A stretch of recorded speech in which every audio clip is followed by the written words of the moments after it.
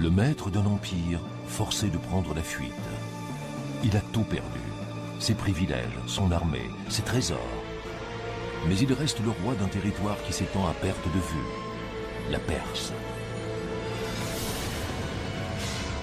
Sa dernière bataille fut une cuisante défaite. Son puissant ennemi, Alexandre le Grand.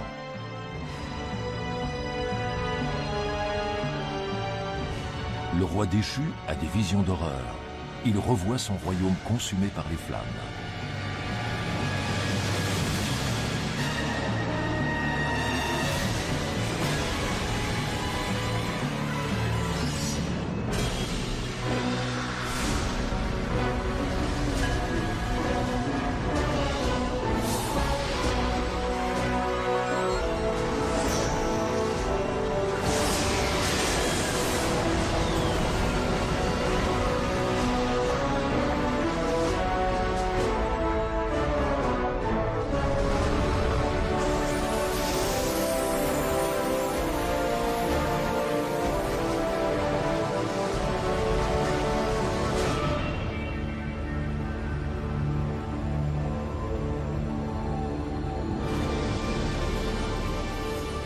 Il y a presque 2500 ans, la Perse formait un empire constitué de déserts et de cailloux.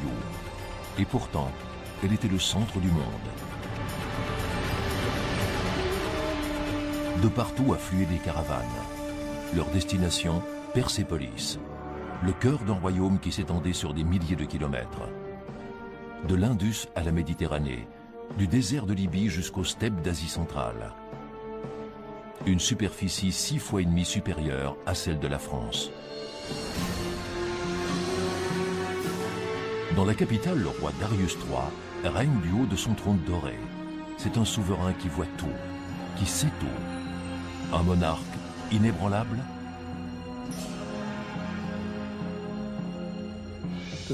La Perse formait un empire pluriethnique.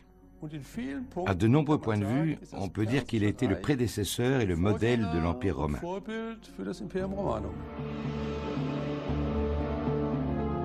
Comme le montrent ces bas-reliefs antiques, les hommes traversaient les mers et venaient par bateau de la Grèce ou de l'Égypte.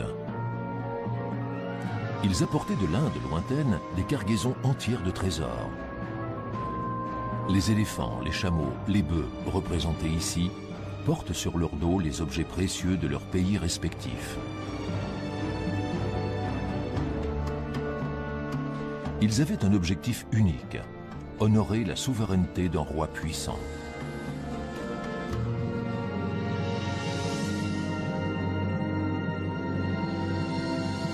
À cette époque, le désert devient une chambre au trésor, un jardin en fleurs. Le palais du roi de Perse réunissait tous les savoir-faire de l'Antiquité. Une architecture sophistiquée où resplendissaient toutes les couleurs de l'arc-en-ciel.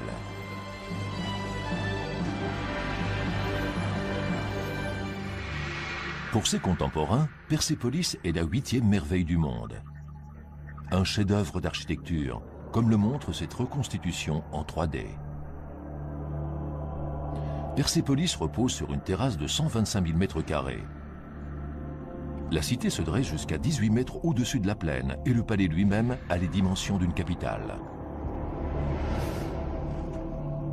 Au centre, la salle du trône, la plus grande pièce jamais vue en ce temps-là. Plus de 4 générations d'artisans venus des 4 coins du monde ont travaillé à la construction de l'édifice.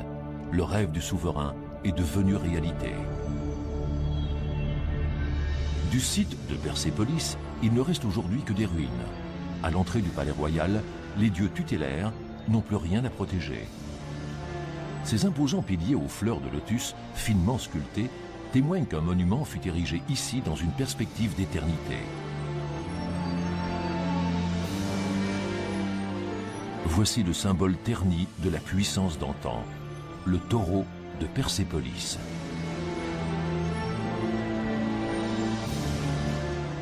Ces imposants escaliers extérieurs en pierre, ornés de bas-reliefs, avaient été signés des plus grands maîtres. De gigantesques piliers de 20 mètres de haut, incroyables pour l'époque. Les dimensions des portes du palais sont aussi titanesques. De fascinantes sculptures évoquent un univers depuis longtemps disparu.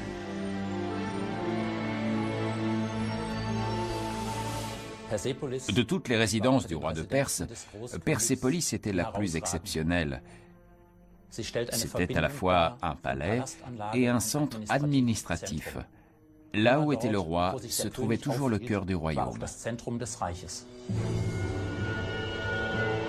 Mais l'Empire perse, aussi grand et puissant qu'il soit, va se découvrir un rival qui scellera son destin et provoquera sa chute. Un minuscule royaume 100 fois plus petit que lui, la Macédoine. À Pella, sa capitale, vient au monde un enfant qui va marquer l'histoire.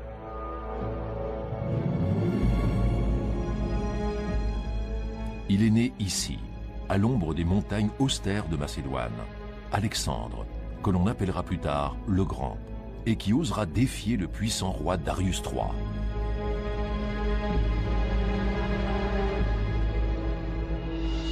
Son précepteur n'est autre qu'Aristote, le plus célèbre philosophe de l'Antiquité.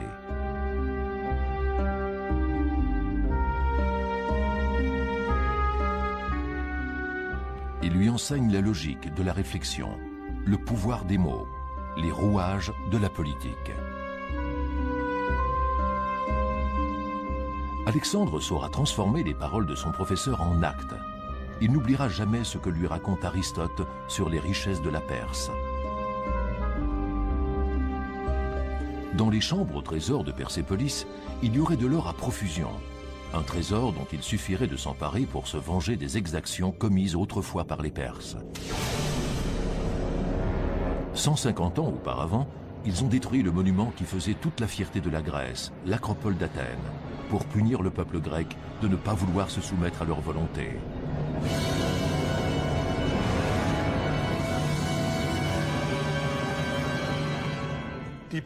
Les rois de Perse tenaient la Grèce sous leur domination.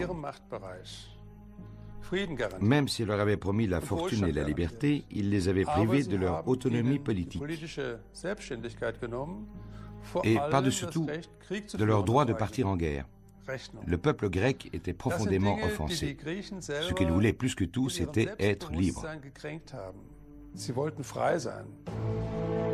Alexandre se sent investi d'une mission, que ce rêve de liberté devienne réalité. Très tôt, il apprend à se battre et à vaincre. Et même s'il ne le savait pas, le temps lui est compté. Il mourra jeune, à 33 ans seulement. Mais dans sa courte vie, il accomplira davantage de choses que tous les autres grands généraux de l'histoire.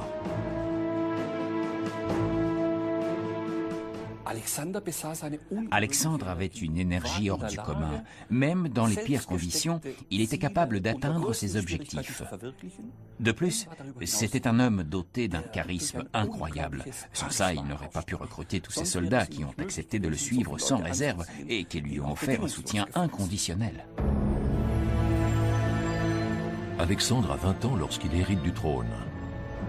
Désormais, rien ne peut l'arrêter. Il veut provoquer le destin, convaincu que les dieux sont avec lui. En l'an 334 avant Jésus-Christ, Alexandre commence à concrétiser son vaste projet.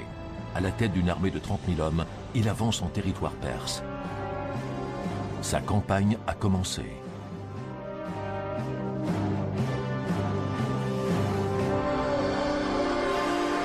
Il veut changer le monde.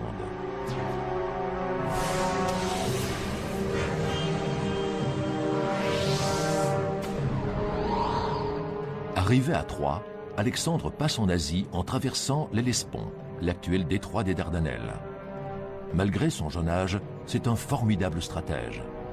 Il veut d'abord occuper les ports d'Asie mineure afin que la puissante flotte perse ne puisse pas attaquer son pays en partant de là. Issos, la principale ville portuaire de la Perse, a conservé son mystère pendant des siècles. Personne ne savait où elle se situait réellement. Récemment, une équipe d'archéologues dirigée par l'américaine Mary-Henriette Gates a réussi à localiser le site historique.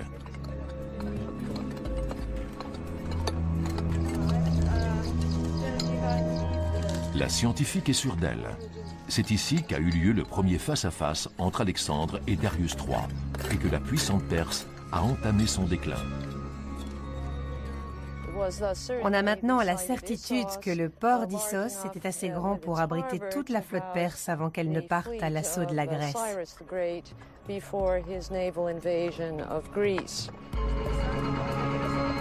Ironie du sort, c'est également d'ici que la flotte perse était partie plus d'un siècle auparavant pour aller conquérir Athènes.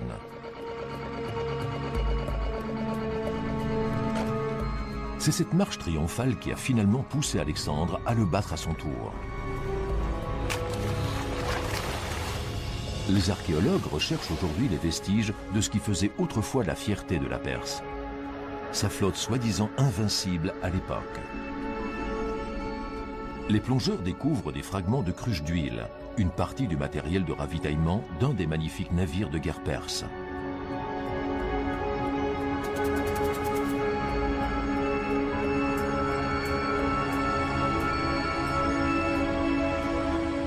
Ce navire était probablement amarré à cette énorme ancre de pierre.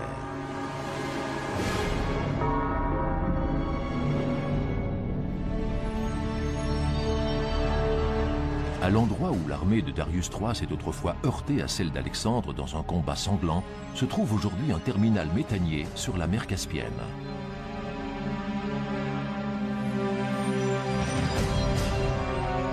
L'animation en 3D révèle ce qui s'est probablement passé à Issos en l'an 333 avant Jésus-Christ. Sur la rive nord, Darius III positionne ses troupes pour affronter les rangs ennemis de l'autre côté du port. La rivière Pinarus sépare encore les deux armées. Alexandre réagit immédiatement en positionnant ses hommes sur la rive sud, face à l'ennemi, et bloque les fantassins de ce dernier grâce à la redoutable phalange. Ensuite, il envoie ses troupes d'élite au combat, sur la droite, en bordure de montagne. Pris au dépourvu, les soldats perses reculent. Alexandre peut alors attaquer le roi Darius III de front. Le musée national de Naples recèle une œuvre d'art unique, vieille de plus de 2000 ans, la mosaïque dépeignant la bataille d'Issos.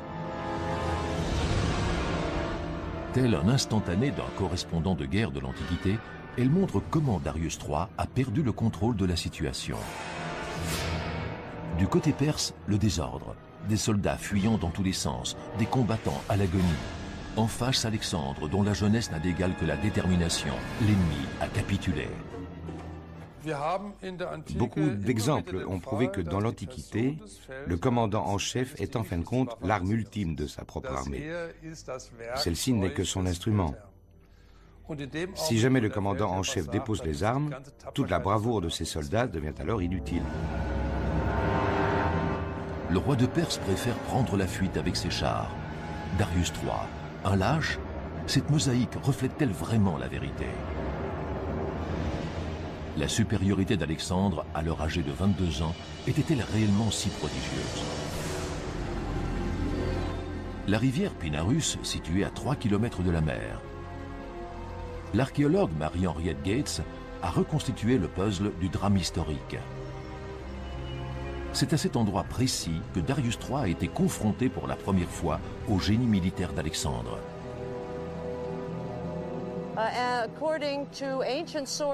D'après les sources et notre reconstruction géomorphologique du paysage tel qu'il était il y a environ 2400 ans, ce serait précisément ici que la cavalerie d'Alexandre aurait pris d'assaut le côté sud de la rivière, avant de la traverser et de prendre Darius III et son armée par surprise.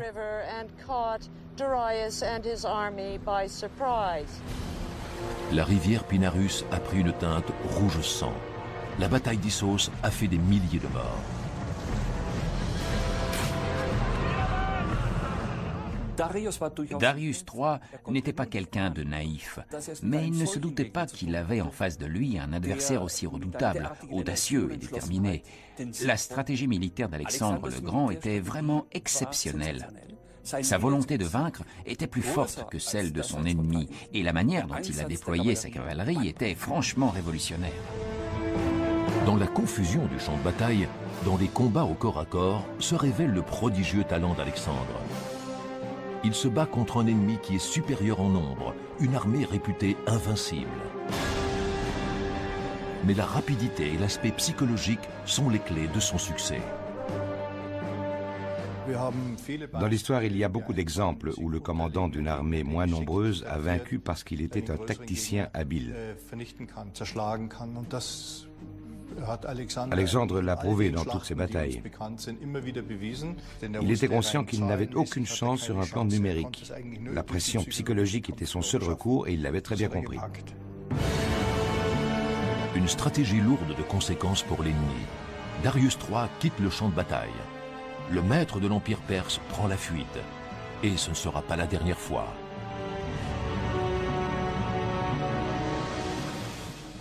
La tactique d'Alexandre consistait à pourchasser le roi au milieu de ses troupes. C'était courageux et ça a été couronné de succès, mais les choses auraient pu mal tourner. En se conduisant comme ça, Alexandre prenait le risque de se faire tuer.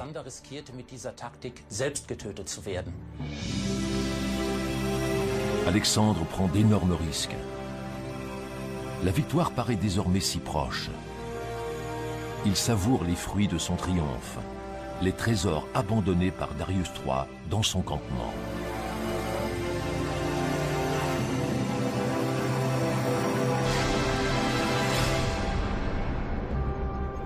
C'est ça, la royauté, se serait-il exclamé devant ce spectacle.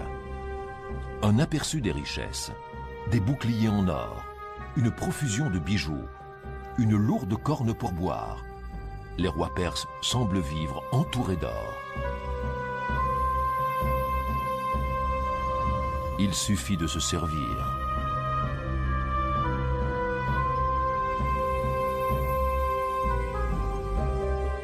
Alexandre s'approprie aussi un autre trésor. Statera, l'épouse du roi Darius III. Il la traite pourtant avec respect.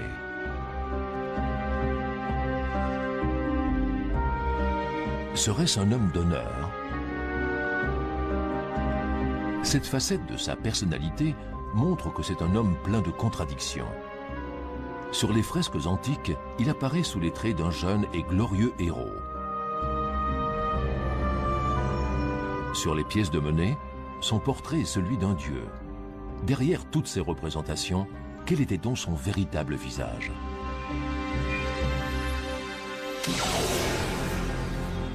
Alexandre va-t-il devenir aussi mégalomane que le monarque perse?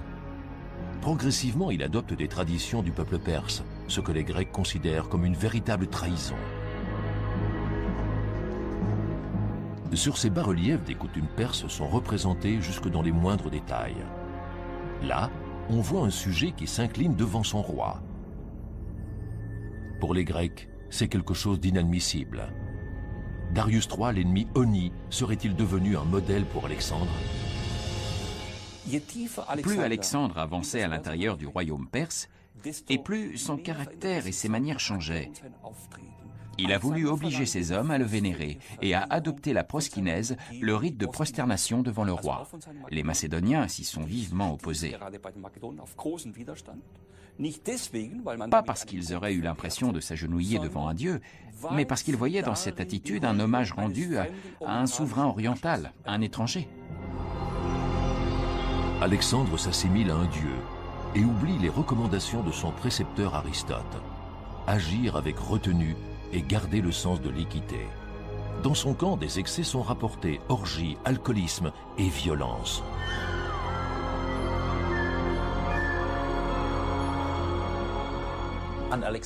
Depuis toujours, les avis sont partagés sur le personnage d'Alexandre. Certains voient en lui un précurseur, celui qui a fait le lien entre les cultures d'Orient et d'Occident. D'autres retiennent surtout sa brutalité pendant sa campagne contre la Perse. Ses châtiments n'ont pas épargné les femmes et les enfants. Des milliers d'entre eux ont été vendus comme esclaves ou ont été tués. Tausende wurden in die Sklaverei verkauft oder sogar getötet. La bataille d'Issos est la première victoire d'Alexandre. Cependant, la route est encore longue jusqu'à Persépolis. L'armée perse n'est pas encore totalement vaincue. Il reste des milliers de kilomètres à parcourir en territoire ennemi. Mais le pouvoir d'attraction de Persépolis est irrésistible. Aujourd'hui, les ruines de la ville ne laissent guère deviner sa grandeur d'autrefois. Au milieu des terres arides, d'une couleur brune uniforme, se dressait cet imposant monument, tel une pierre précieuse brillant de tout son éclat. Le vent et les orages ont depuis longtemps effacé ces couleurs originelles.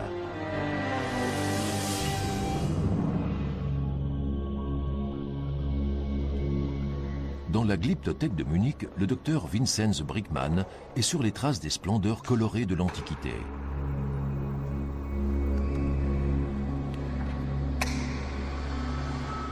Le rayon lumineux de la lampe UV n'éclaire pas uniquement le marbre blanc. Ce qui était depuis des siècles invisible à l'œil nu se révèle maintenant à travers les rayons ultraviolets, les riches couleurs passées de la peinture.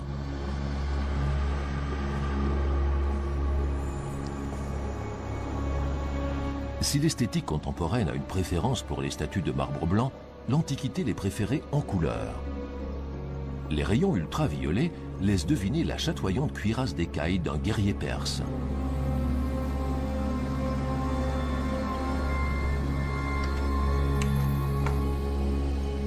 L'ordinateur réunit les données issues de multiples recherches pour former une image complète.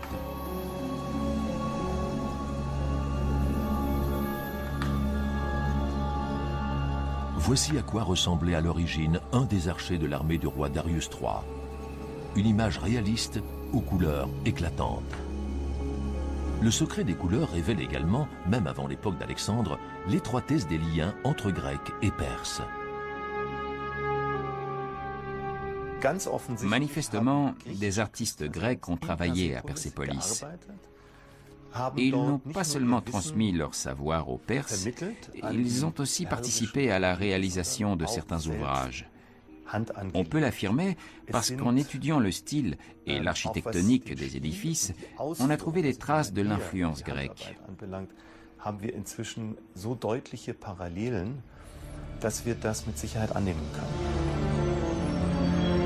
Le palais dans lequel résidait Darius III était le symbole de la modernité de son empire. Il témoignait de sa pluriethnicité, des différents talents et savoir-faire, de l'union de plusieurs cultures au sein de l'empire.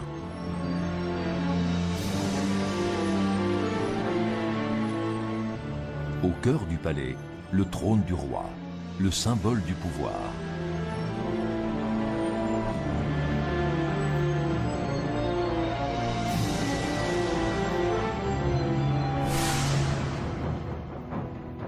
Ces images d'archives témoignent de l'influence de la civilisation perse dont certaines traditions se sont perpétuées à travers les siècles.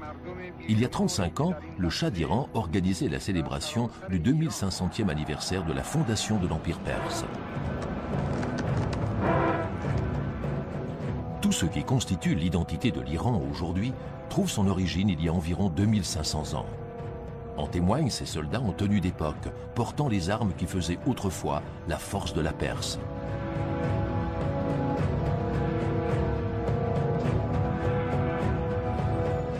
Leur équipement militaire le plus sophistiqué à l'époque surpassait de loin la puissance militaire des autres pays.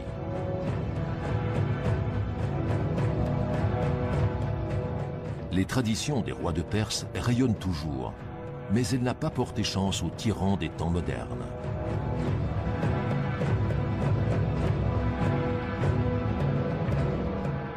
Le Shah d'Iran a lui aussi été destitué, comme le roi perse jadis. Le luxe et l'opulence disparus du jour au lendemain.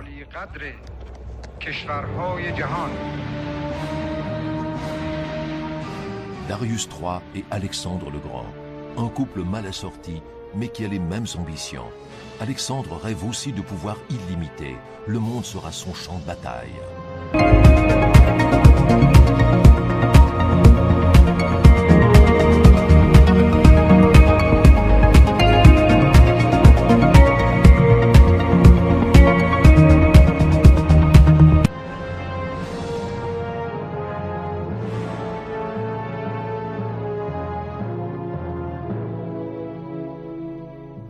Alexandre croyait en sa mission, il se sentait guidé par les dieux Hercule et Jupiter. L'Empire perse s'étendait maintenant devant lui et quelqu'un qui a déjà connu autant de triomphes dans sa vie ne s'arrête généralement pas là.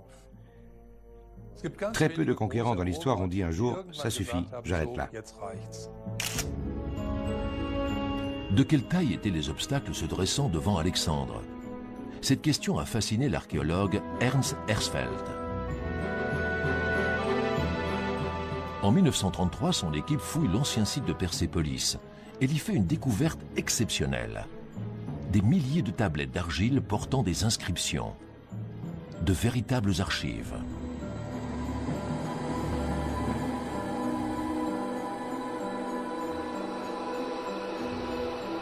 Ces documents relatent non seulement la vie à la cour, mais aussi la vie quotidienne des hommes de la Perse antique. Ces rois avaient mis en place une infrastructure remarquable.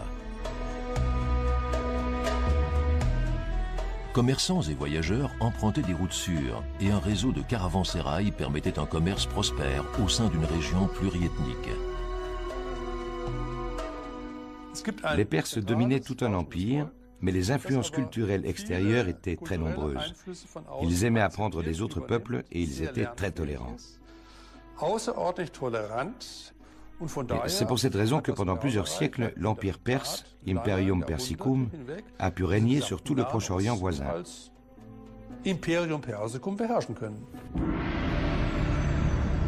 Une preuve évidente de cette supériorité culturelle se trouve à plus de 100 km de Persépolis. Pasargardès, l'ancienne capitale de l'Empire. De la splendeur d'autrefois ne subsistent que quelques piliers. Des chercheurs de l'Université de Lyon tentent de reconstituer la ville prospère qui s'étendait ici jadis. Ils ont exploré chaque centimètre du terrain grâce à des prises de vue aériennes. Et ils ont découvert ce qui n'est pas encore visible pour l'instant.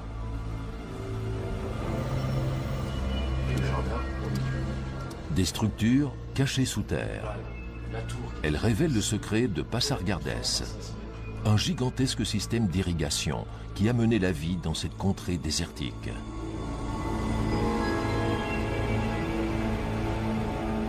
Dans l'héritage achéménide, il faut aussi parler des jardins que l'on appelle en persan, enfin, qui a donné le mot paradis, et ce sont des jardins extrêmement bien aménagés, très symétriques, parfaitement irrigués, et on a à Pasargade le plus ancien exemple de ce type de jardin. L'eau qui a transformé Pasargardès en jardin fertile provient de la fonte des neiges des monts Zagros, situés à des centaines de kilomètres de là. Un don de la nature que les hommes ont su exploiter. L'eau était le trésor le plus précieux de ce monde. Capable de transformer l'ocre du désert en jardin aux 1000 couleurs, elle était l'élixir de vie.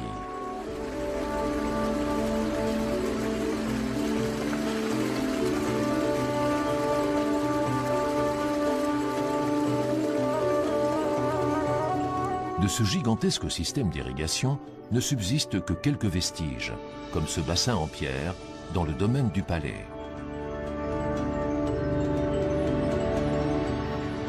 On parle souvent de la décadence de l'Empire achéménide. Il faut savoir que l'archéologie ne rend absolument pas compte d'une décadence, bien au contraire. On peut penser qu'il y a un certain nombre de techniques qui ont été ou créées ou améliorées à l'époque achéménide, se sont maintenues à travers l'Antiquité, le Moyen-Âge et jusqu'à l'époque moderne. De nos jours, de pareils jeux d'eau nous semblent ordinaires. Dans nos villes modernes jaillissent d'innombrables sources artificielles comme celle-ci. Mais dans l'Antiquité, grâce à cette technique, les hommes avaient conquis le désert pour en faire un espace de vie. Ces énormes conduites souterraines sont des cannas. La force vitale des hommes et de la végétation s'y écoulait pour gagner le centre de la ville. Certains de ces cannas, véritables prouesses techniques, ont été conservés. Sous terre, l'eau protégée du soleil s'écoulait jusqu'au cœur du royaume.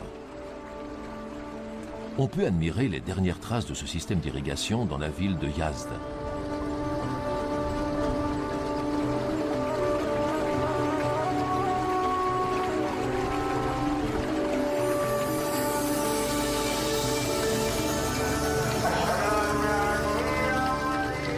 Une ville au milieu du désert, tout comme Persépolis, et pourtant prospère et pleine de vie. Elle compte aujourd'hui 300 000 habitants.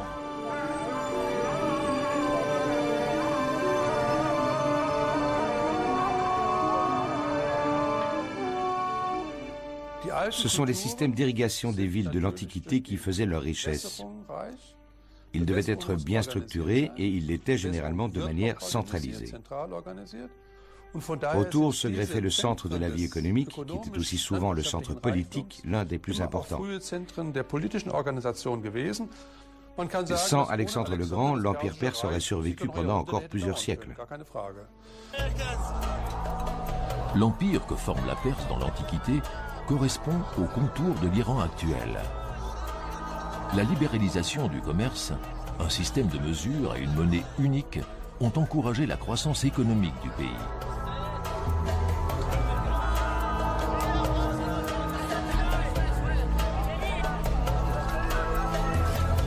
C'est comme si tous les visages exprimaient cette fierté ancestrale que ressentent ceux qui ont créé de leurs propres mains un paradis dans le désert.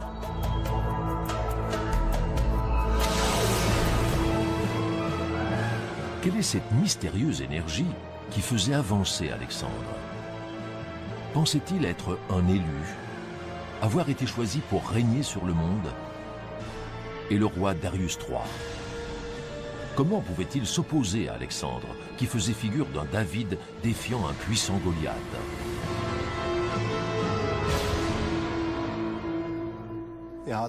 Darius III a eu peur. Je pense qu'il avait un complexe d'infériorité face à Alexandre. C'était un point faible, et Alexandre a concentré tous ses efforts là-dessus. La force de Darius III, c'est l'héritage de ses prestigieux ancêtres. Et c'est en même temps sa principale faiblesse. Gravée dans la pierre, une affirmation qui se voulait éternelle. Seul le roi des Perses peut être désigné par Dieu pour régner sur le monde. Les ancêtres du roi vivaient au milieu de paysages comme celui-ci. Un environnement qui poussait les hommes à s'endurcir, à lutter pour survivre. Ici vivent encore aujourd'hui des nomades qui manient les armes comme leurs ancêtres perses.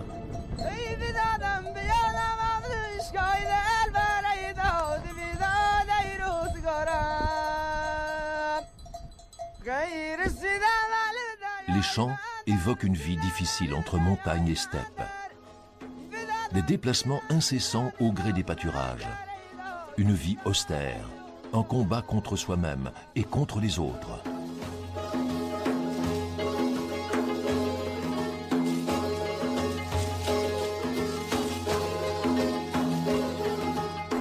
L'homme et l'animal doivent affronter la nature pour en tirer toute leur force.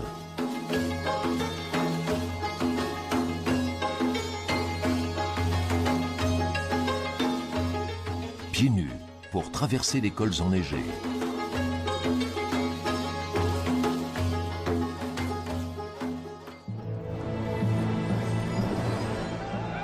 Darius III est un enfant de ce monde-là, dur, impitoyable, né pour vaincre.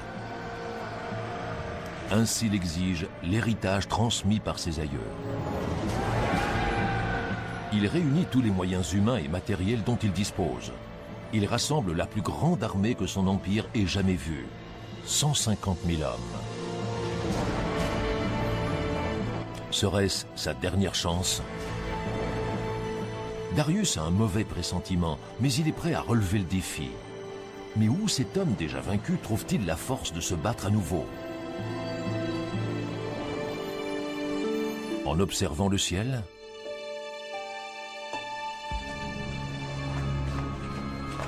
Centre de recherche d'astrométrie et dynamique stellaire à Heidelberg, en Allemagne. Des phénomènes naturels survenus au cours du règne de Darius III pourraient apporter des éclaircissements sur ce qui a pu influencer le cours de l'histoire.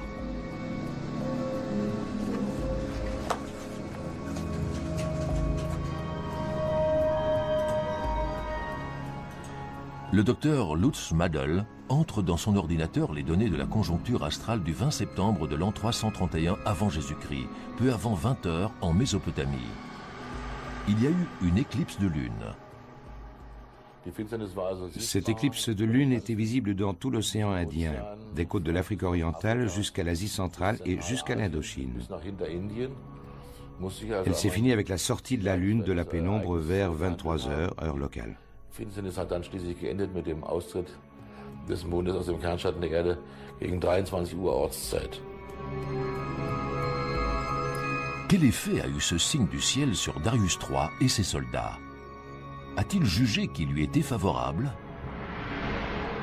La superstition aurait-elle influencé de manière décisive le déroulement et la fin de la bataille de Gaugamélès? Les historiens sont convaincus que Darius III était un adepte de la religion du prophète Zoroastre, alias Zarathustra, dont le dieu Ahura Mazda symbolise le feu.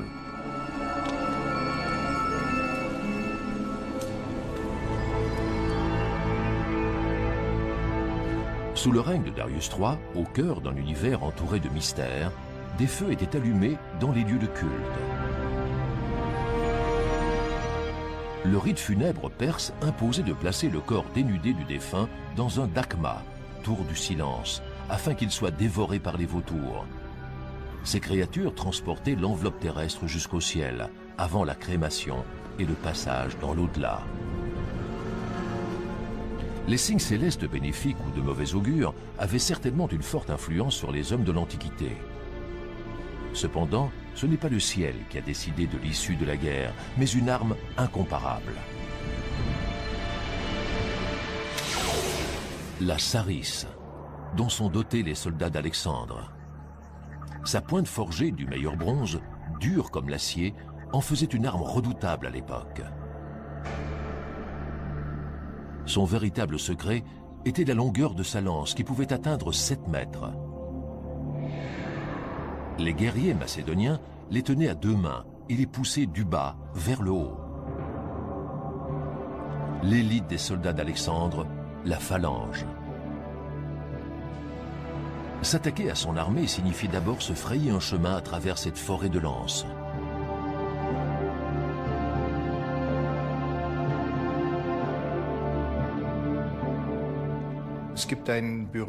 Paul Émile, Lucius Aemilius Paulus, était un célèbre sénateur et chef militaire romain. En voyant pour la première fois la phalange macédonienne, il a dit « C'est la chose la plus terrifiante, la plus horrible que j'ai jamais vue de ma vie. Moi, je serais parti en courant. » L'armée de Darius III est réputée être invincible. Ces hommes sont surnommés les 10 000 immortels, une élite militaire qui pourrait peut-être résister à la redoutable phalange grecque. Mais ces combattants parfaitement entraînés ont une faiblesse. La plupart d'entre eux sont des légionnaires. Le roi de Perse est à la tête de soldats venus des 4 coins du monde et réunis par la contrainte. C'est donc une armée de mercenaires qui doit donner l'assaut contre Alexandre, et nombre de soldats sont originaires du même pays que lui. Du côté perse, certains adversaires d'Alexandre étaient en fait des mercenaires d'origine grecque. On peut dire qu'un empire qui ne peut pas être défendu par ses propres citoyens est déjà sur le déclin.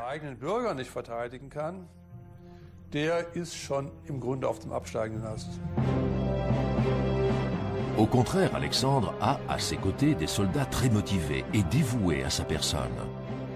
Il est admiré et ses hommes lui obéissent de manière inconditionnelle. Alexandre le Grand donnait l'exemple, et ce fut la clé de leur victoire. Diriger en restant en arrière-plan comme aujourd'hui était impossible à l'époque. Il fallait montrer l'exemple. Je suis votre guide. Moi, Alexandre, je vous mène au combat contre Darius III. J'ai gagné chaque bataille que j'ai livrée jusqu'ici. Suivez-moi. Ces hommes l'ont suivi et ont gagné. Le 1er octobre de l'an 331 avant Jésus-Christ, les deux armées se retrouvent face à face dans la plaine de Gaugamélès. Darius III peut encore espérer. En terrain découvert, ses troupes pratiquement 4 fois supérieures en nombre ont l'avantage.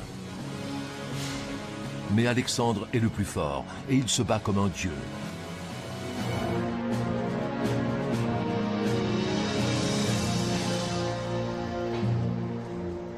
Au British Museum de Londres se trouve une collection d'écrits cunéiformes unique en son genre.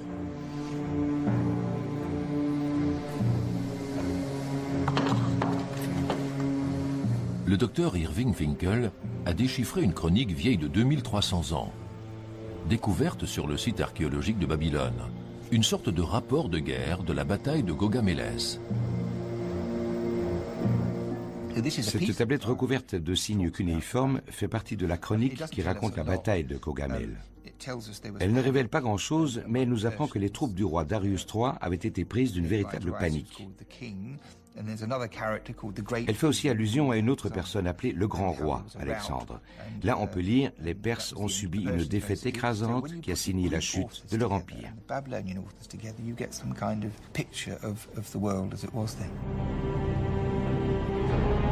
Cette découverte vient corroborer sur le plan historique ce que décrit cette mosaïque découverte à Pompéi. Voici comment se sont probablement déroulées les dernières minutes de la bataille de Gaugamélès. L'armée perse est entièrement dispersée. Alexandre le Grand est encore une fois redoutable. Plus déterminé que jamais, il met son ennemi en déroute. Pour la seconde fois, Alexandre le Grand triomphe. Le roi Darius est de nouveau obligé de prendre la fuite. L'histoire se répète. Le souverain perse renonce.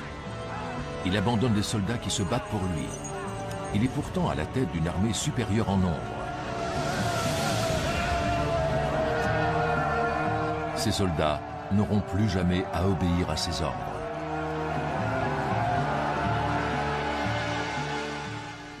En quittant le champ de bataille, le roi perd naturellement le soutien de ses troupes qui se disent « S'il prend la fuite, pourquoi continuer à nous battre pour lui ?»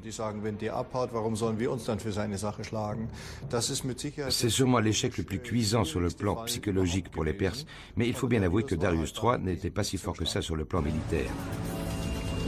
À quoi pense le roi au cours de sa fuite? Quelles seront les conséquences pour le moral de ses troupes? Qui va gouverner son empire? Quel sort lui réserve l'avenir?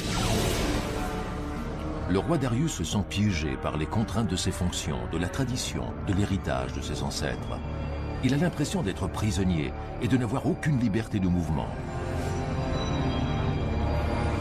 Son seul devoir, selon lui, rester en vie. Voici Naskerostam, dans la vallée des rois, près de Persépolis. Le testament des rois perses, les prédécesseurs de Darius III, se trouve ici.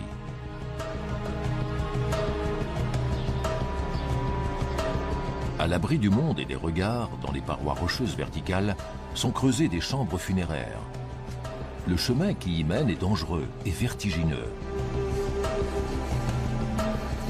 Les visiteurs ne sont pas vraiment les bienvenus ici.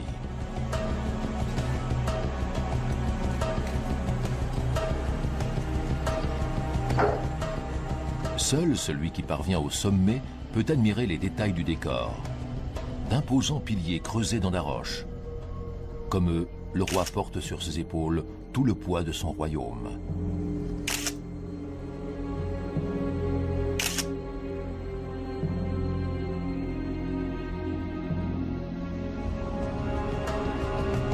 Devant les chambres funéraires a été érigée une tour. On pense que c'est dans cet édifice que l'héritier du trône était préparé à la prise du pouvoir.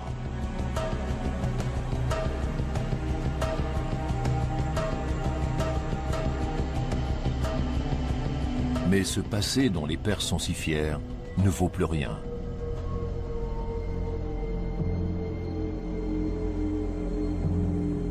C'est un étranger qui va recueillir cet héritage.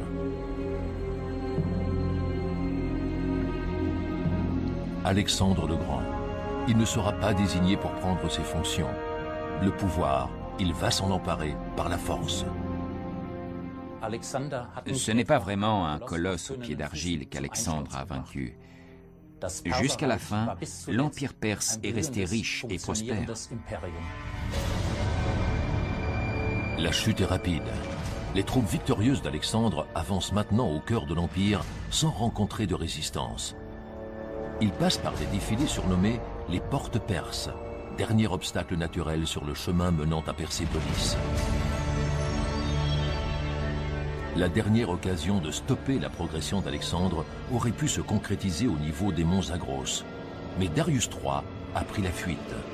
Désormais, Persépolis est une proie facile.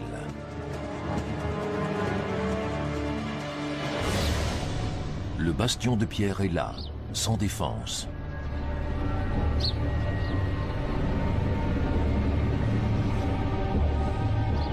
La rage des conquérants va-t-elle se déchaîner dans un assaut final?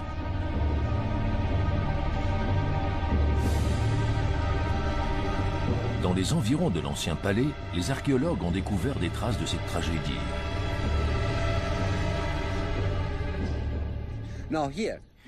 Vous voyez cette coloration blanche sur les piliers? C'est la preuve que Persépolis a brûlé dans un incendie. Ce qui avait été utilisé pour construire la ville, c'est une pierre calcaire de couleur jaunâtre. Un incendie très important a calciné la pierre, et la chaleur que le feu a dégagée a provoqué cette coloration blanche à certains endroits. Le brasier infernal de Persépolis. Un geste de folie ou un acte prémédité? Les recherches sur le site de Persépolis montrent clairement que l'incendie avait été prémédité et que le palais avait été mis à sac avant ça. Alexandre le Grand, l'incendiaire. Le général victorieux montre de nouveau son côté le plus sombre. Est-ce uniquement une vengeance ou un calcul politique?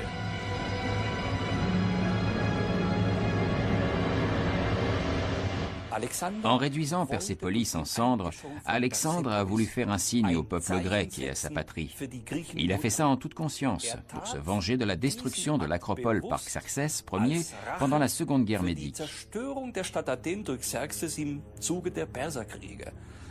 C'était pour montrer à ses alliés grecs qu'il devait agir avec brutalité envers les Perses. Le roi Darius III est devenu un fuyard solitaire, un paria, l'incarnation de tous les échecs.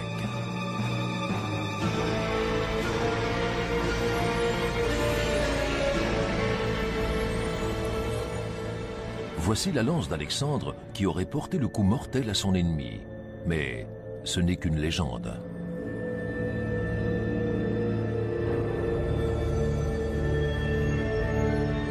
Darius III meurt très loin de Persépolis, mais pas de la main d'Alexandre.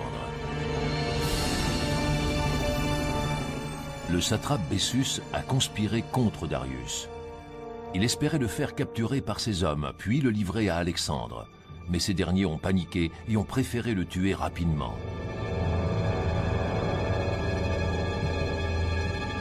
Darius III est assassiné par des citoyens perses.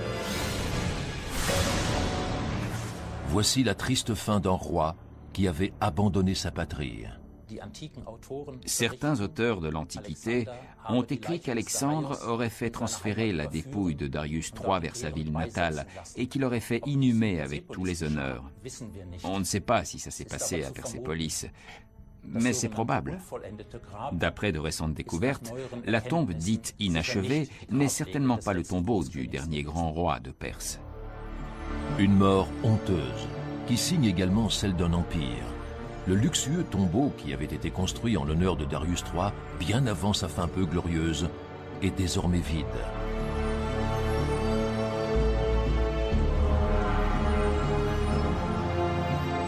Plus aucun roi de Perse ne sera inhumé derrière ces pierres. Plus personne ne donnera son nom à ces bas-reliefs sur les murs extérieurs. Une tombe inachevée. Une vie de souverain inachevée.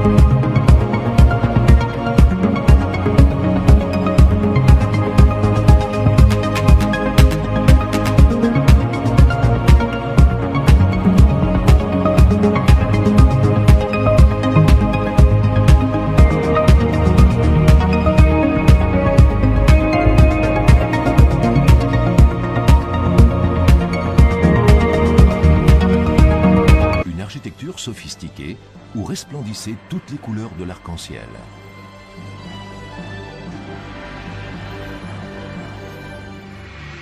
Pour ses contemporains, Persépolis est la 8e merveille du monde. Un chef-d'œuvre d'architecture, comme le montre cette reconstitution en 3D. Persépolis repose sur une terrasse de 125 000 m².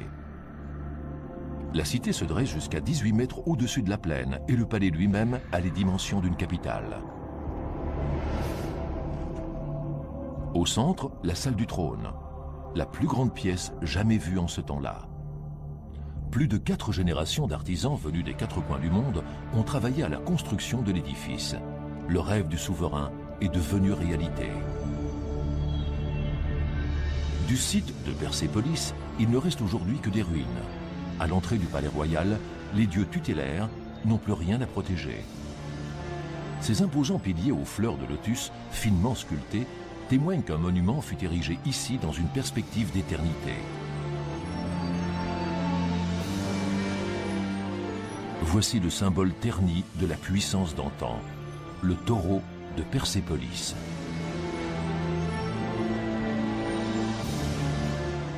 Ces imposants escaliers extérieurs en pierre, ornés de bas-reliefs, avaient été signés des plus grands maîtres. De gigantesques piliers de 20 mètres de haut, incroyables pour l'époque. Les dimensions des portes du palais sont aussi titanesques. De fascinantes sculptures évoquent un univers depuis longtemps disparu.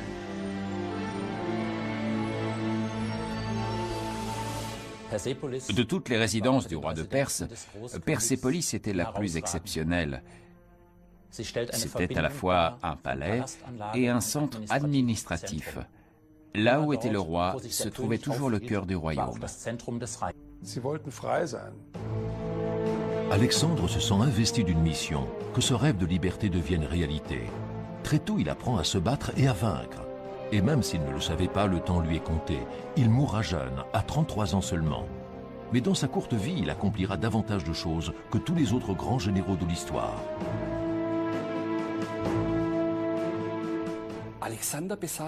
Alexandre avait une énergie hors du commun. Même dans les pires conditions, il était capable d'atteindre ses objectifs. De plus, c'était un homme doté d'un charisme incroyable. Sans ça, il n'aurait pas pu recruter tous ces soldats qui ont accepté de le suivre sans réserve et qui lui ont offert un soutien inconditionnel. Alexandre a 20 ans lorsqu'il hérite du trône. Désormais, rien ne peut l'arrêter. Il veut provoquer le destin, convaincu que les dieux sont avec lui. En l'an 334 avant Jésus-Christ, Alexandre commence à concrétiser son vaste projet. À la tête d'une armée de 30 000 hommes, il avance en territoire perse.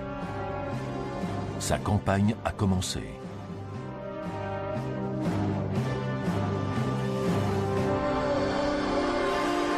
Il veut changer le monde.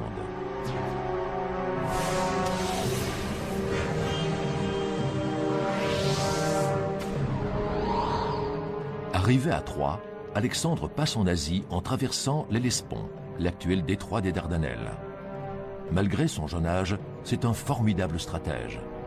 Il veut d'abord occuper les ports d'Asie mineure afin que la puissante flotte perse ne puisse pas attaquer son pays en partant de là. Issos, la principale ville portuaire de la Perse, a conservé son mystère pendant des siècles. Personne ne savait où elle se situait réellement. Récemment, une équipe d'archéologues dirigée par l'américaine Mary-Henriette Gates a réussi à localiser le site historique.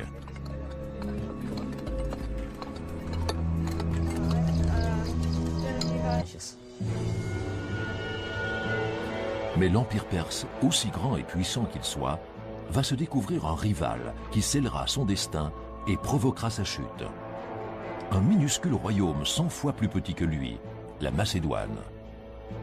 À Pella, sa capitale, vient au monde un enfant qui va marquer l'histoire.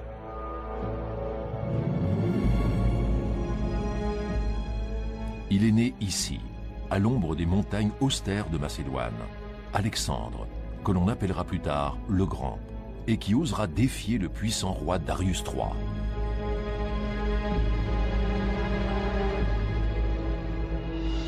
Son précepteur n'est autre qu'Aristote, le plus célèbre philosophe de l'Antiquité.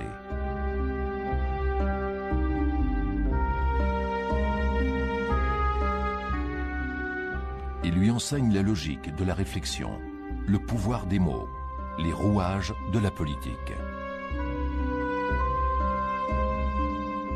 Alexandre saura transformer les paroles de son professeur en actes. Il n'oubliera jamais ce que lui raconte Aristote sur les richesses de la Perse. Dans les chambres au trésor de Persépolis, il y aurait de l'or à profusion. Un trésor dont il suffirait de s'emparer pour se venger des exactions commises autrefois par les Perses. 150 ans auparavant, ils ont détruit le monument qui faisait toute la fierté de la Grèce, l'Acropole d'Athènes, pour punir le peuple grec de ne pas vouloir se soumettre à leur volonté.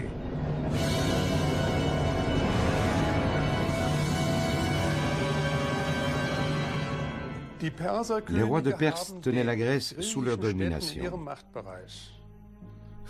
Même s'il leur avait promis la fortune et la liberté, il les avait privés de leur autonomie politique. Et par-dessus tout, de leur droit de partir en guerre. Le peuple grec était profondément offensé. Ce qu'il voulait plus que tout, c'était être libre.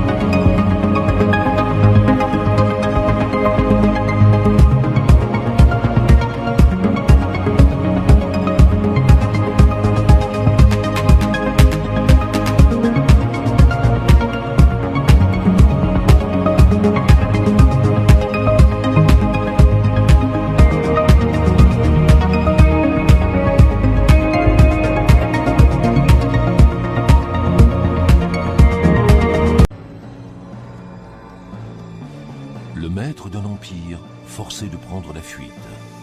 Il a tout perdu. Ses privilèges, son armée, ses trésors. Mais il reste le roi d'un territoire qui s'étend à perte de vue. La Perse. Sa dernière bataille fut une cuisante défaite. Son puissant ennemi, Alexandre le Grand.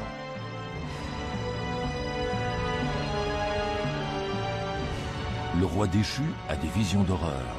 Il revoit son royaume consumé par les flammes.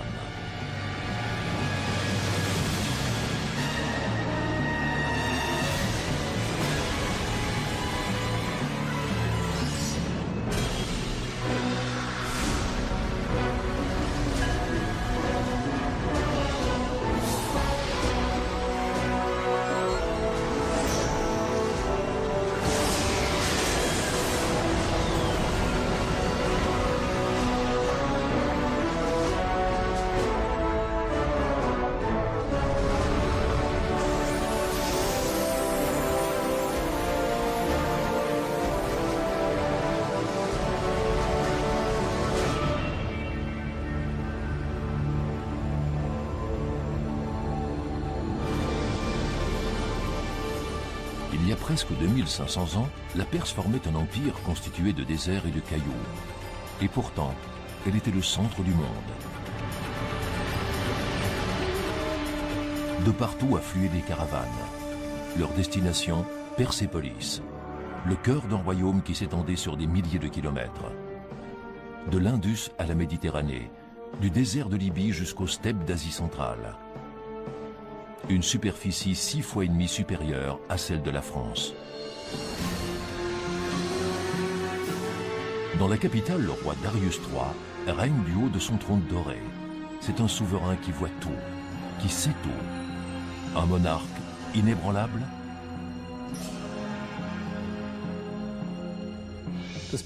La Perse formait un empire pluriethnique. À de nombreux points de vue, on peut dire qu'il a été le prédécesseur et le modèle de l'Empire romain.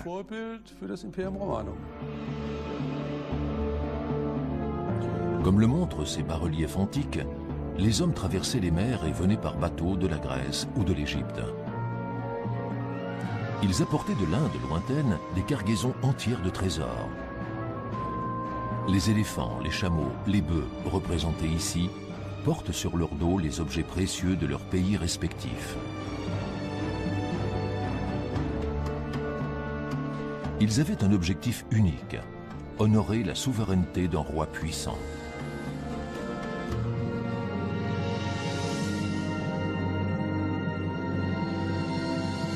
À cette époque, le désert devient une chambre au trésor, un jardin en fleurs. Le palais du roi de Perse réunissait tous les savoir-faire de l'Antiquité. On a maintenant la certitude que le port d'Issos était assez grand pour abriter toute la flotte perse avant qu'elle ne parte à l'assaut de la Grèce.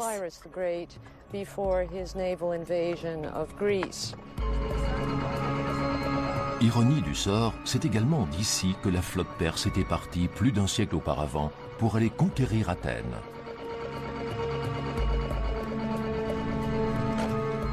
C'est cette marche triomphale qui a finalement poussé Alexandre à le battre à son tour. Les archéologues recherchent aujourd'hui les vestiges de ce qui faisait autrefois la fierté de la Perse. Sa flotte soi-disant invincible à l'époque. Les plongeurs découvrent des fragments de cruches d'huile, une partie du matériel de ravitaillement d'un des magnifiques navires de guerre perses.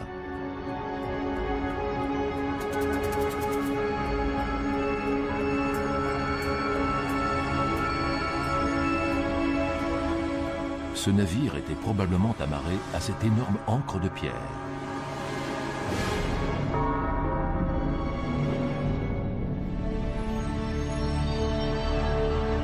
À l'endroit où l'armée de Darius III s'est autrefois heurtée à celle d'Alexandre dans un combat sanglant, se trouve aujourd'hui un terminal méthanier sur la mer Caspienne.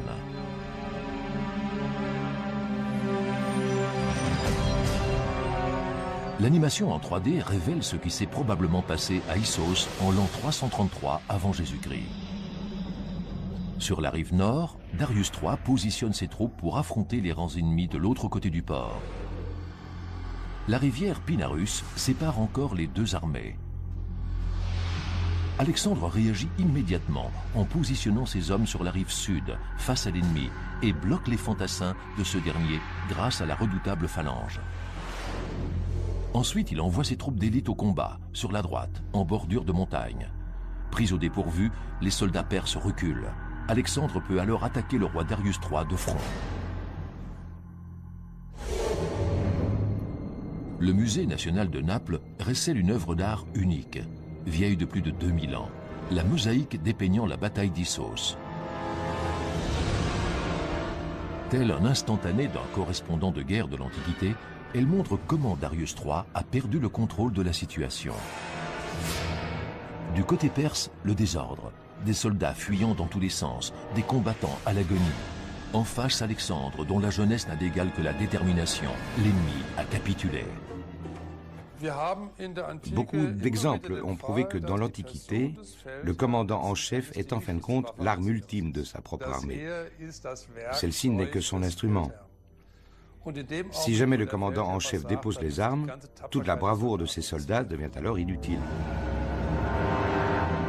Le roi de Perse préfère prendre la fuite avec ses chars. Darius III, un lâche, cette mosaïque reflète-t-elle vraiment la vérité? La supériorité d'Alexandre, alors âgé de 22 ans, était-elle réellement si prodigieuse? La rivière Pinarus, située à 3 km de la mer.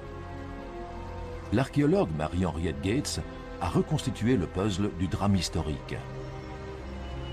C'est à cet endroit précis que Darius III a été confronté pour la première fois au génie militaire d'Alexandre.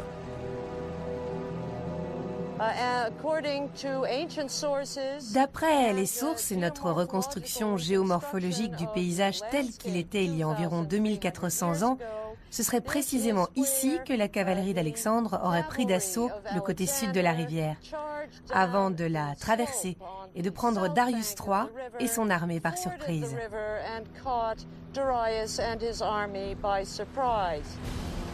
La rivière Pinarus a pris une teinte rouge sang. la bataille d'Issos a fait des milliers de morts.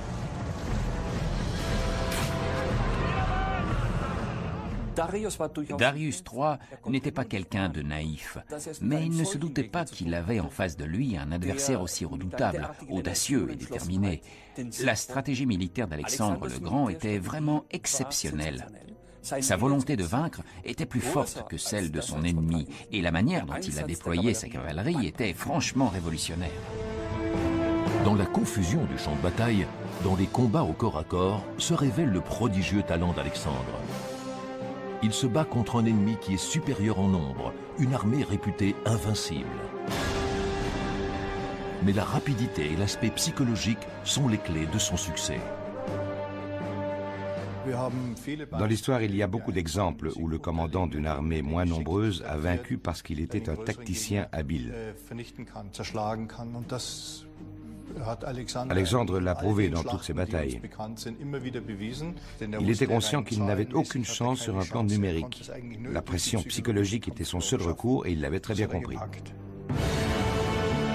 Une stratégie lourde de conséquences pour l'ennemi. Darius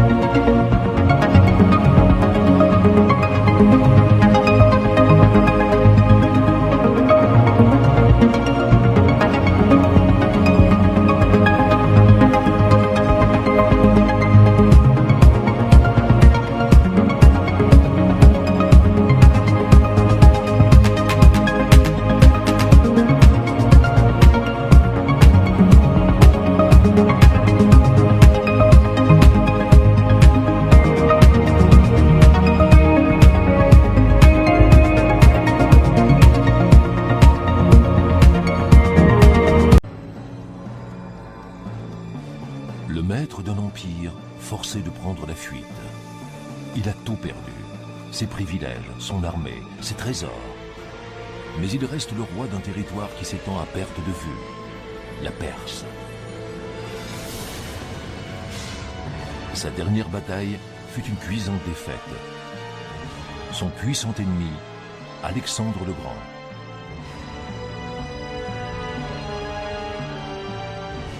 Le roi déchu a des visions d'horreur. Il revoit son royaume consumé par les flammes.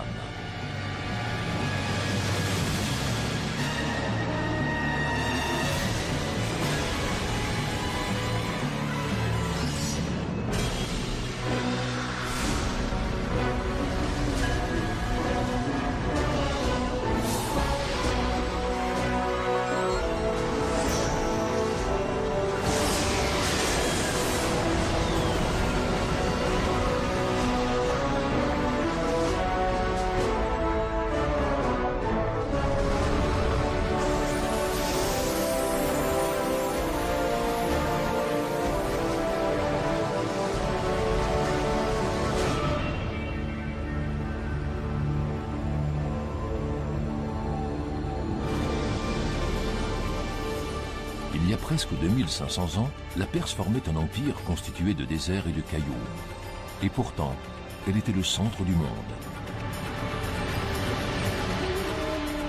De partout affluaient des caravanes. Leur destination, Persépolis, le cœur d'un royaume qui s'étendait sur des milliers de kilomètres. De l'Indus à la Méditerranée, du désert de Libye jusqu'aux steppes d'Asie centrale. Une superficie 6 fois et demie supérieure à celle de la France. Dans la capitale, le roi Darius III règne du haut de son trône doré. C'est un souverain qui voit tout, qui sait tout. Un monarque inébranlable.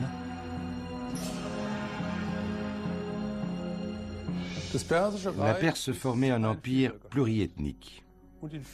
À de nombreux points de vue, on peut dire qu'il a été le prédécesseur et le modèle de l'Empire romain.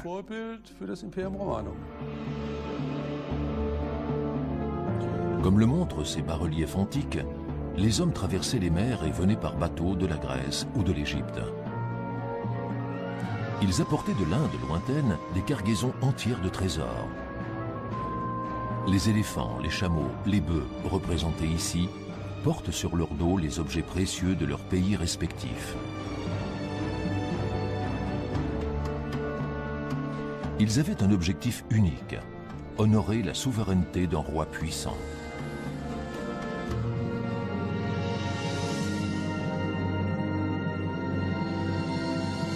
À cette époque, le désert devient une chambre au trésor, un jardin en fleurs. Le palais du roi de Perse réunissait tous les savoir-faire de l'Antiquité.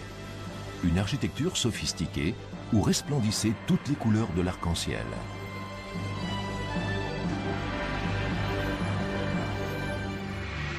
Pour ses contemporains, Persépolis est la 8e merveille du monde. Un chef-d'œuvre d'architecture, comme le montre cette reconstitution en 3D. Persépolis repose sur une terrasse de 125 000 mètres carrés. La cité se dresse jusqu'à 18 mètres au-dessus de la plaine et le palais lui-même a les dimensions d'une capitale. Au centre, la salle du trône, la plus grande pièce jamais vue en ce temps-là. Plus de 4 générations d'artisans venus des 4 coins du monde ont travaillé à la construction de l'édifice. Le rêve du souverain est devenu réalité. Du site de Persépolis, il ne reste aujourd'hui que des ruines. À l'entrée du palais royal, les dieux tutélaires n'ont plus rien à protéger. Ces imposants piliers aux fleurs de lotus, finement sculptés, témoignent qu'un monument fut érigé ici dans une perspective d'éternité. Voici le symbole terni de la puissance d'antan, le taureau de Persépolis.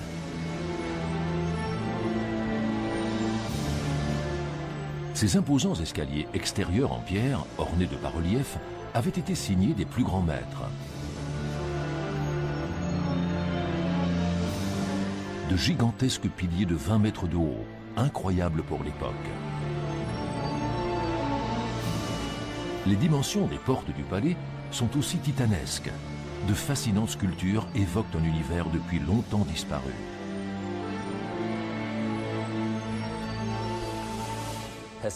De toutes les résidences du roi de Perse, Persépolis était la plus exceptionnelle. C'était à la fois un palais et un centre administratif. Là où était le roi se trouvait toujours le cœur du royaume. Mais l'Empire perse, aussi grand et puissant qu'il soit, va se découvrir un rival qui scellera son destin et provoquera sa chute. Un minuscule royaume 100 fois plus petit que lui, la Macédoine. À Pella, sa capitale, vient au monde un enfant qui va marquer l'histoire.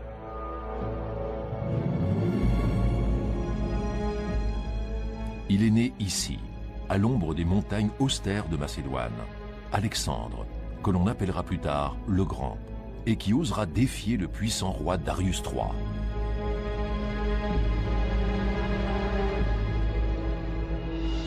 Son précepteur n'est autre qu'Aristote, le plus célèbre philosophe de l'Antiquité.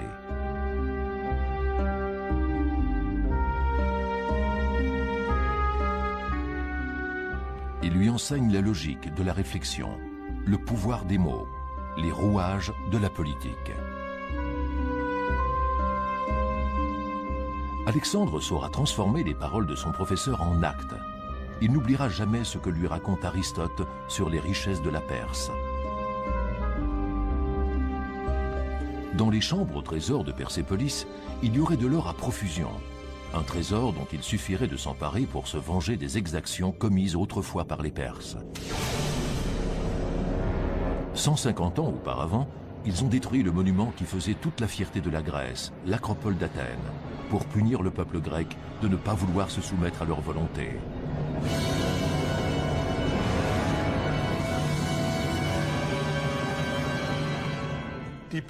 Les rois de Perse tenaient la Grèce sous leur domination. Même s'ils leur avaient promis la fortune et la liberté, ils les avaient privés de leur autonomie politique. Et par-dessus tout, de leur droit de partir en guerre. Le peuple grec était profondément offensé. Ce qu'il voulait plus que tout, c'était être libre. Alexandre se sent investi d'une mission, que ce rêve de liberté devienne réalité. Très tôt, il apprend à se battre et à vaincre. Et même s'il ne le savait pas, le temps lui est compté. Il mourra jeune, à 33 ans seulement. Mais dans sa courte vie, il accomplira davantage de choses que tous les autres grands généraux de l'histoire.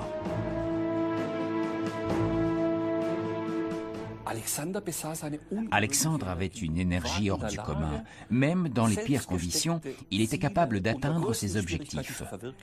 De plus, c'était un homme doté d'un charisme incroyable. Sans ça, il n'aurait pas pu recruter tous ces soldats qui ont accepté de le suivre sans réserve et qui lui ont offert un soutien inconditionnel.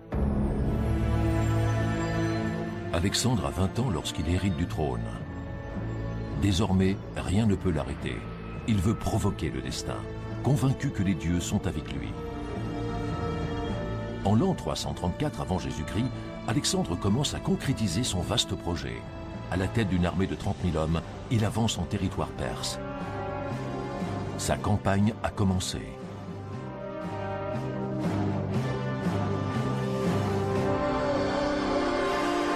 Il veut changer le monde.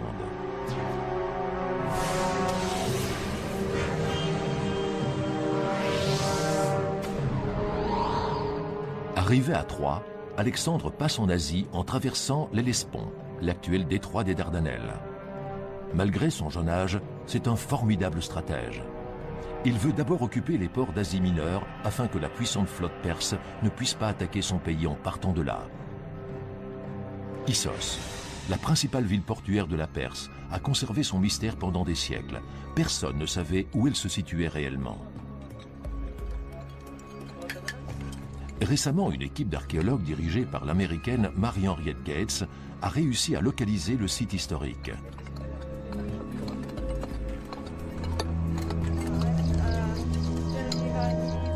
La scientifique est sûre d'elle. C'est ici qu'a eu lieu le premier face-à-face entre Alexandre et Darius III, et que la puissante Perse a entamé son déclin. Les rayons ultraviolets laissent deviner la chatoyante cuirasse d'écaille d'un guerrier perse.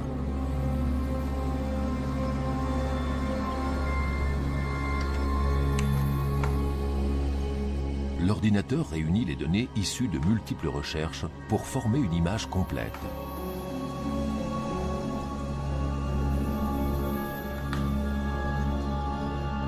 Voici à quoi ressemblait à l'origine un des archers de l'armée du roi Darius III. Une image réaliste aux couleurs éclatantes. Le secret des couleurs révèle également, même avant l'époque d'Alexandre, l'étroitesse des liens entre Grecs et Perses. Manifestement, des artistes grecs ont travaillé à Persépolis. Ils n'ont pas seulement transmis leur savoir aux Perses, ils ont aussi participé à la réalisation de certains ouvrages. On peut l'affirmer parce qu'en étudiant le style et l'architectonique des édifices, on a trouvé des traces de l'influence grecque.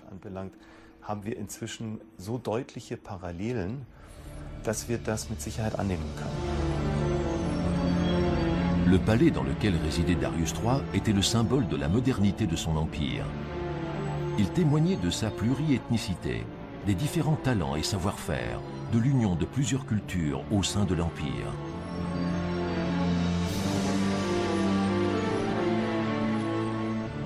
Au cœur du palais, le trône du roi, le symbole du pouvoir.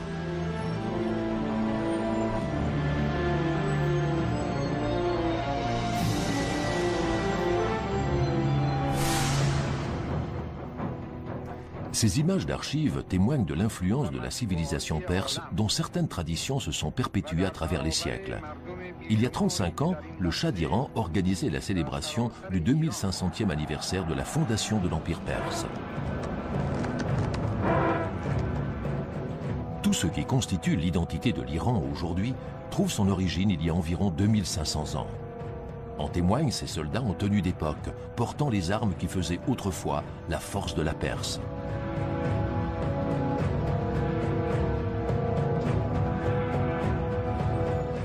Leur équipement militaire le plus sophistiqué à l'époque surpassait de loin la puissance militaire des autres pays.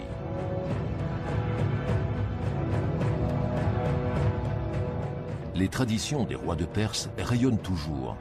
mais elle n'a pas porté chance aux tyrans des temps modernes.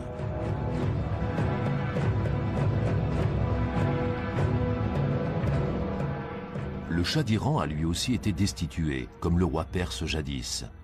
Le luxe et l'opulence disparus du jour au lendemain.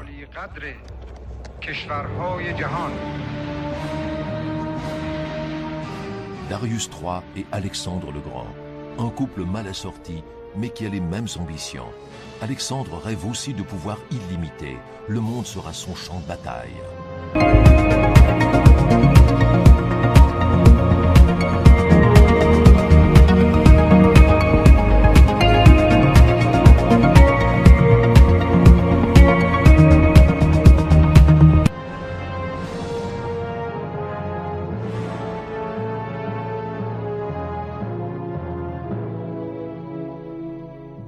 Alexandre croyait en sa mission, il se sentait guidé par les dieux Hercule et Jupiter.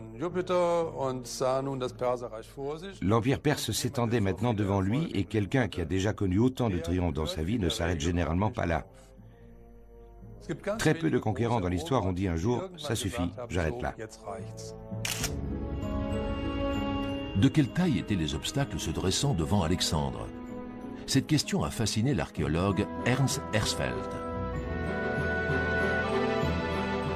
En 1933, son équipe fouille l'ancien site de Persépolis.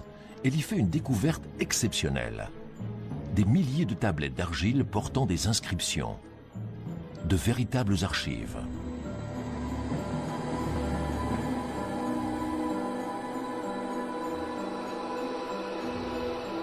Ces documents relatent non seulement la vie à la cour, mais aussi la vie quotidienne des hommes de la Perse antique.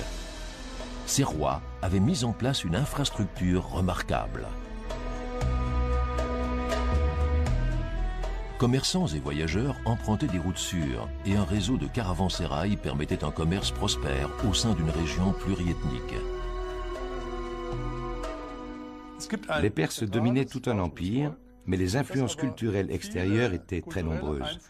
Ils aimaient apprendre des autres peuples et ils étaient très tolérants.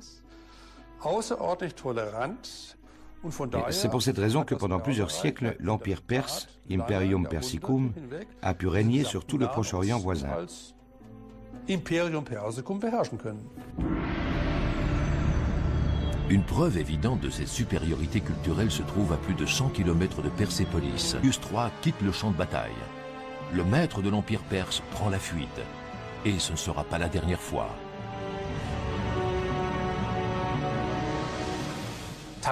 La tactique d'Alexandre consistait à pourchasser le roi au milieu de ses troupes. C'était courageux et ça a été couronné de succès, mais les choses auraient pu mal tourner. En se conduisant comme ça, Alexandre prenait le risque de se faire tuer.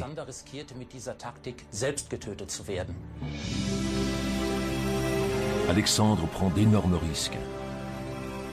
La victoire paraît désormais si proche. Il savoure les fruits de son triomphe. Les trésors abandonnés par Darius III dans son campement.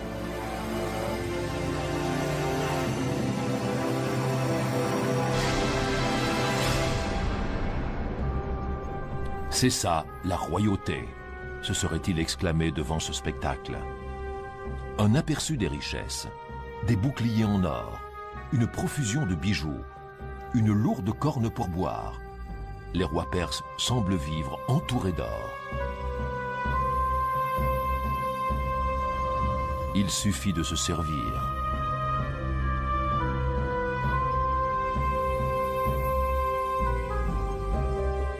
Alexandre s'approprie aussi un autre trésor. Statera, l'épouse du roi Darius III. Il la traite pourtant avec respect.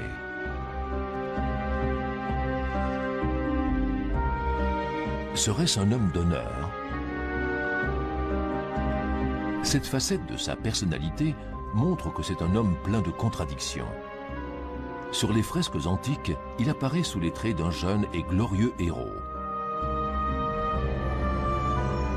Sur les pièces de monnaie, son portrait est celui d'un dieu. Derrière toutes ces représentations, quel était donc son véritable visage?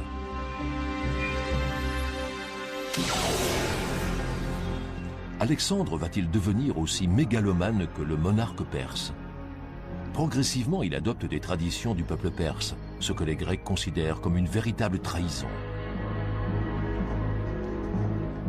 Sur ces bas-reliefs, des coutumes perses sont représentées jusque dans les moindres détails. Là, on voit un sujet qui s'incline devant son roi. Pour les Grecs, c'est quelque chose d'inadmissible. Darius III, l'ennemi honni, serait-il devenu un modèle pour Alexandre?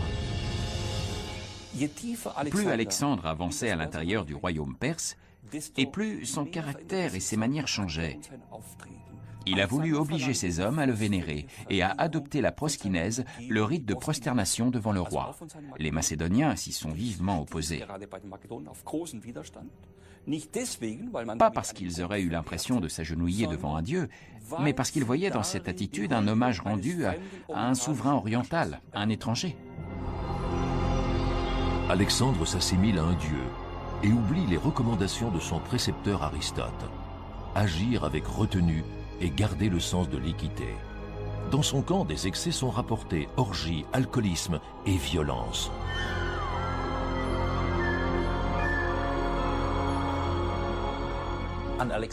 Depuis toujours, les avis sont partagés sur le personnage d'Alexandre. Certains voient en lui un précurseur, celui qui a fait le lien entre les cultures d'Orient et d'Occident. D'autres retiennent surtout sa brutalité pendant sa campagne contre la Perse. Ses châtiments n'ont pas épargné les femmes et les enfants.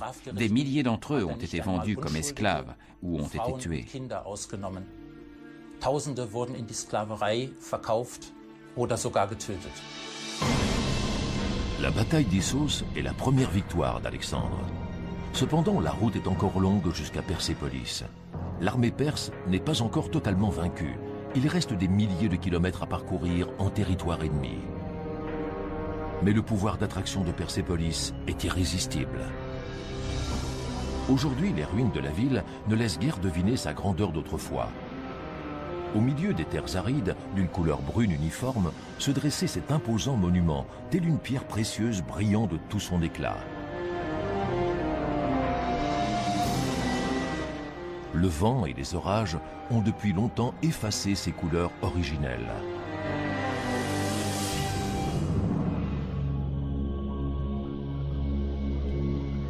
Dans la glyptothèque de Munich, le docteur Vinzenz Brickmann est sur les traces des splendeurs colorées de l'Antiquité.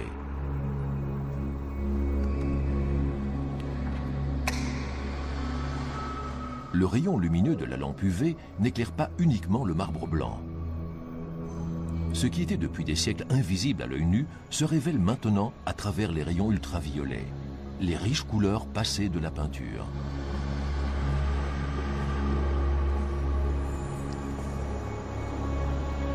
Si l'esthétique contemporaine a une préférence pour les statues de marbre blanc, l'Antiquité les préférait en couleur.